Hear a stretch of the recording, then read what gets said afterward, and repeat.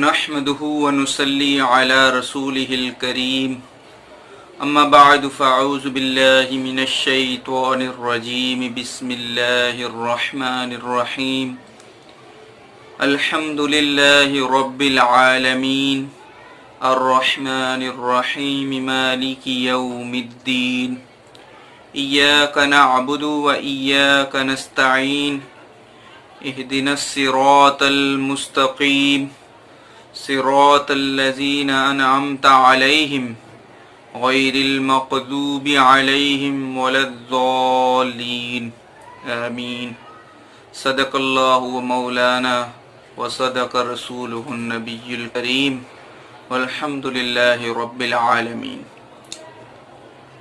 عزیز دوستوں،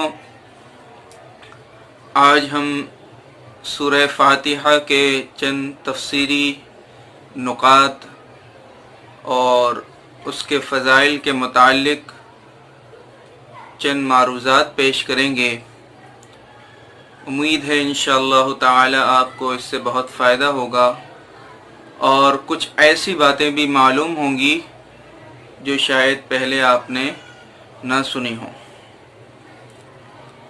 سورہ فاتحہ جو ہے یہ ایک عظیم الشان سورت ہے جو نبی کریم صلی اللہ علیہ وسلم پر اللہ تعالیٰ نے نازل فرمائی۔ رسول اکرم صلی اللہ علیہ وسلم نے فرمایا کہ سورہ فاتحہ جو ہے عرش کے خزانوں میں سے ایک خزانہ ہے۔ ایک دن آپ صلی اللہ علیہ وسلم نے حضرت ابی رضی اللہ تعالیٰ عنہ سے پوچھا کہ تم کیسے قرات کرتے ہو؟ تو حضرت ابی نے سورہ فاتحہ سنائی۔ پھر میرے نبی صلی اللہ علیہ وسلم نے فرمایا، اے ابی، قسم ہے اس ذات کی جس کے قبضے میں میری جان ہے کہ اس جیسی سورت نہ تورات میں ہے، نہ انجیل میں ہے، نہ زبور میں ہے، نہ قرآن میں، اور یہ سبع المثانی ہے جس سے میں نوازا گیا ہوں۔ اور امام حسن رضی اللہ تعالی عنہ سے روایت ہے کہ اللہ تعالیٰ نے 104 آسمانی کتابیں اور صحائف نازل فرمائے۔ ان 104 صحائف کا خلاصہ 4 کتابوں میں ہے، اور ان 4 کتابوں کا خلاصہ اللہ تعالیٰ نے سورہ فاتحہ کے اندر ڈال دیا ہے۔ فاتحہ کے مختلف نام مشہور ہیں، ان میں سے چند مشہور نام یہ ہیں۔ ایک نام ہے فاتحہ، کیونکہ فاتحہ کا مطلب ہے افتتاح کرنے والی، کیونکہ اس سے قرآن کریم کا آغاز ہوتا ہے، اسی لیے اسے فاتحہ بھی کہتے ہیں۔ دوسرا نام ہے کافیہ، کفایت کرنے والی، کافی ہو جانے والی، یعنی جب سورہ فاتحہ موجود ہے تو کسی اور چیز کی ضرورت باقی نہیں رہتی۔ ایک نام اس کا ہے ام الکتاب، یہ بڑا مشہور نام ہے۔ ام کا مطلب ہے مغز، یعنی یہ سورۃ الفاتحہ جو ہے یہ قرآن کریم کا مغز ہے۔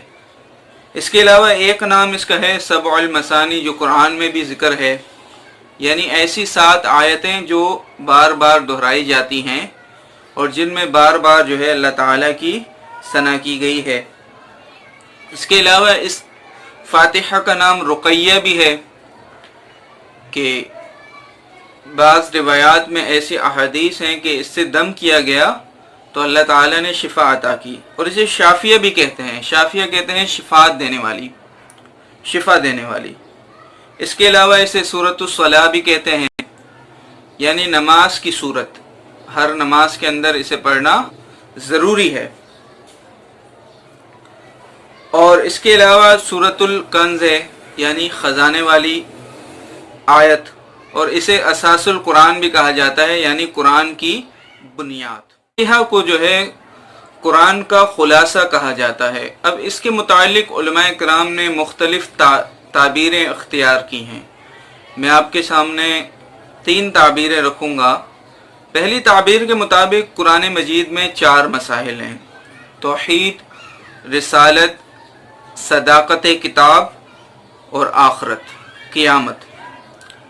اور یہ مضامین جو ہیں پورے قرآن کریم میں بکھرے ہوئے ہیں۔ اب سورہ فاتحہ کے اندر اللہ تعالیٰ نے یہی 4 مضامین بیان کر دیے۔ الحمدللہ رب العالمین الرحمن الرحیم، یہ توحید ہے۔ مالک یوم الدین، یہ جو ہے آخرت کا بیان ہے۔ اہدنا الصراط المستقیم، یہ صداقت کتاب ہے۔ اور الذین انعمت علیہم، اس سے جو ہے رسالت مراد ہے، کیونکہ سب سے بڑا انعام جو ہے اللہ تعالیٰ جو انسانوں کو عطا کرتا ہے وہ رسالت ہی ہے۔ یہ پہلی تعبیر ہے۔ دوسری تعبیر کے مطابق علماء نے لکھا ہے کہ قرآن کریم میں 6 مسائل جو ہیں تفصیل سے بیان ہوئے ہیں۔ ایک توحید، دوسری رسالت، تیسری قیامت، چوتھے احکام، پانچویں ماننے والوں کے احوال اور نہ ماننے والوں کے احوال۔ اب الحمدللہ سے لے کر الرحمن الرحیم تک توحید ہے۔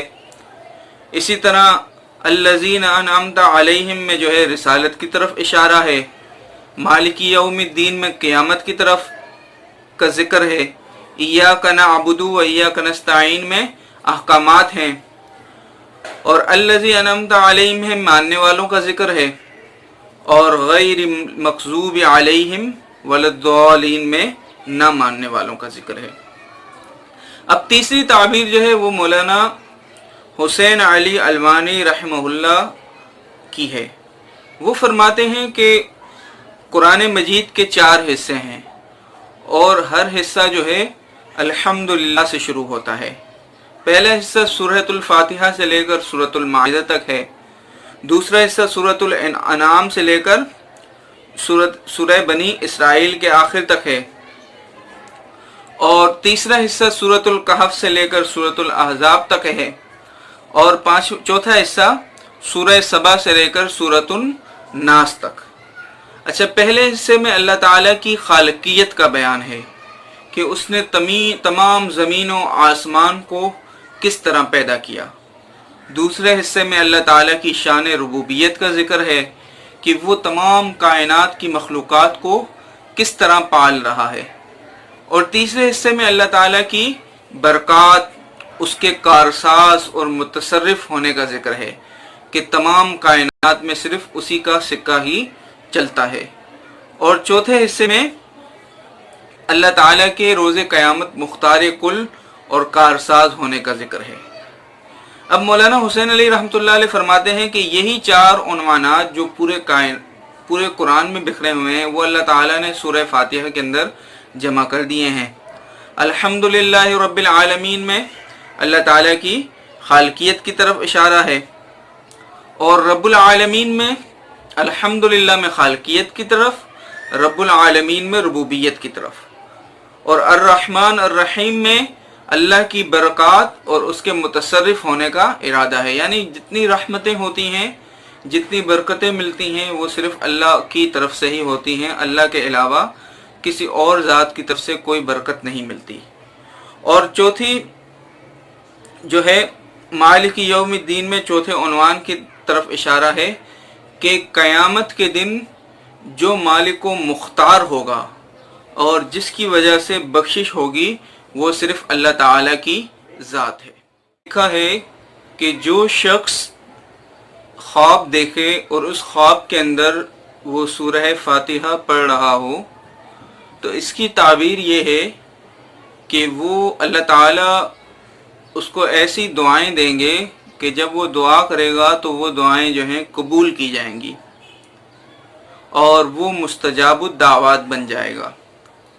اس کے علاوہ بعض علماء نے لکھا ہے کہ اگر کوئی شخص خواب کے اندر سورہ فاتحہ پڑھتا ہوا خود کو پائے تو اس کی تعبیر یہ ہے کہ اس کا نکاح 7 عورتوں سے ہوگا، اور وہ عورتیں جو ہیں مختلف مقامات کی ہوں گی، یعنی الگ الگ علاقے کی یا الگ الگ شہر کی یا الگ الگ قبیلے کی۔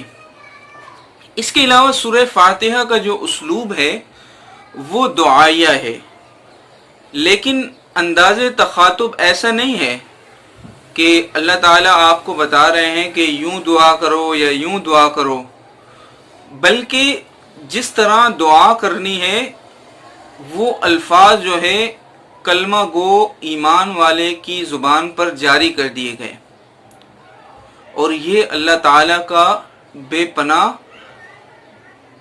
احسان اور رحمت ہے۔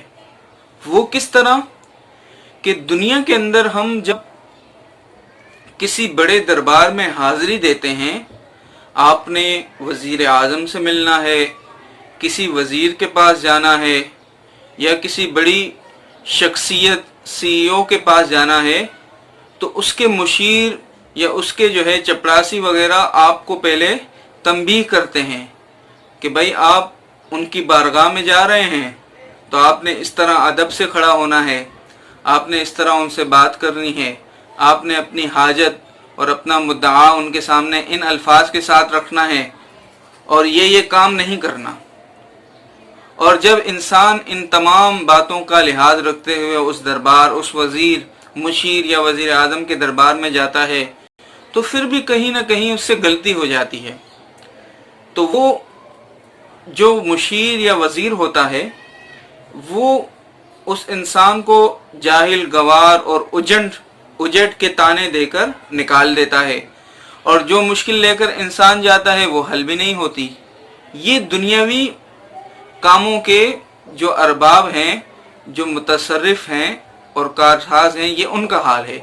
لیکن جو سب سے بڑا کارساز ہے، جس کے ہاتھ میں تمام کائنات کا ذرہ ذرہ ہے، جو کائنات کے اندر ہر انسان، ہر مخلوق کی حرکت کو جانتا ہے، جو ہمارے دلوں کے خیالات کو جانتا ہے، ہمارے دماغ کے خیالات کو جانتا ہے، اب اس کا حال کیا ہے کہ اس نے انسان کو یوں نہیں کہ تم اس طریقے سے دعا کرو، بلکہ جو دعا کا طریقہ تھا، یعنی کس طرح مانگنا ہے، وہ اللہ تعالیٰ نے ہماری زبان پر خود بخود جاری کر دیا، اور کہا کہ تم اسی طرح مانگو اور میں تمہاری دعاؤں کو قبول کر لوں گا۔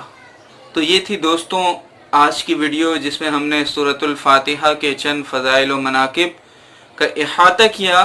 اگر آپ کو یہ ویڈیو پسند آئی ہے اور آپ چاہتے ہیں کہ اس طرح کی مزید ویڈیوز بھی بنائی جائیں تو آپ کریں، بیل آئیکن کو کلک کریں اور ویڈیو کو لائک ضرور کریں۔ آپ کی اس حوصلہ افزائی سے ہمیں مزید اسی طرح کی درس قرآن اور تفاسیر والی ویڈیوز بنانے میں مدد حاصل رہے گی۔ السلام علیکم۔